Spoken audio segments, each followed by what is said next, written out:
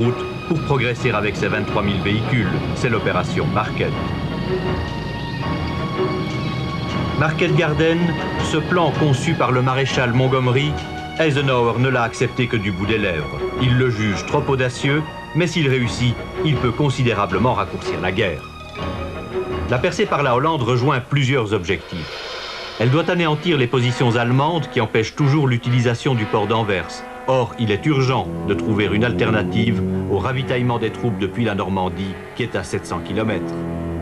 La route par la Hollande permet aussi d'entrevoir la neutralisation des bases de V2 qui menacent Londres depuis le 8 septembre. Et enfin, Market Garden vise à contourner la ligne Siegfried et à encercler la Ruhr, le poumon économique du Reich. La première armée aéroportée entre en action le 17 septembre, 6 jours seulement après la mise au point définitive de l'opération. Son largage a été précédé d'un bombardement massif sur l'axe Belgique-Arnhem. Les 101e et 82e divisions américaines sont chargées des ponts situés entre Eindhoven et Nimègue. La première division britannique, renforcée par la première brigade polonaise, se concentre sur Arnhem.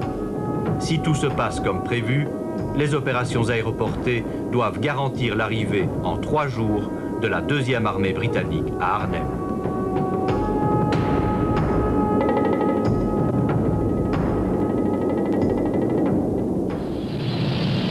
Et la première étape sera bien conforme aux prévisions.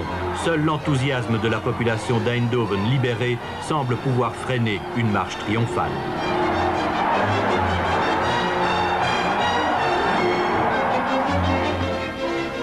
Plus au nord, la 101e division a rempli sa mission, sauf sur le canal Wilhelmine, où l'ennemi a réussi à faire sauter un pont, la traversée en sera ralentie. Simultanément, la 82e division s'est emparée des ponts de Grave et de Halle, au sud de Nimègue.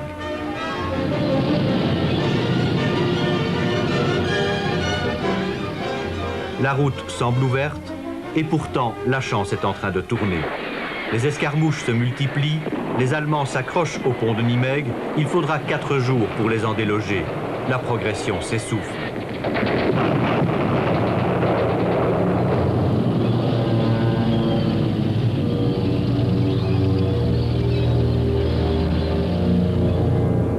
Pire encore, tout va mal à Arnhem pour le général Urquhart et ses hommes.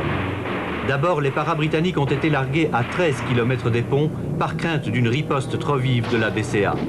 L'effet de surprise est perdu, et puis les Allemands sont en nombre. La résistance hollandaise avait bien prévenu Londres de la présence inattendue du 2e corps blindé SS, mais sans suite. Et puis, l'ennemi est entré en possession de tous les plans alliés, et il s'organise en conséquence. Les paras sont contenus à l'ouest de la ville, et le seul bataillon arrivé au pont routier est encerclé.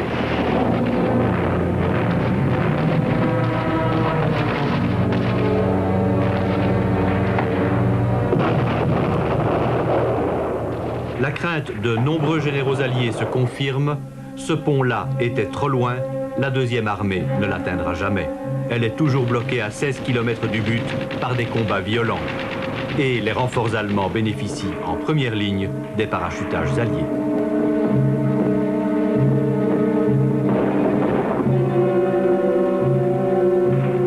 L'arrivée de la brigade polonaise, retardée par la météo, ne pourra plus renverser les tendances. Arnhem est bien un échec.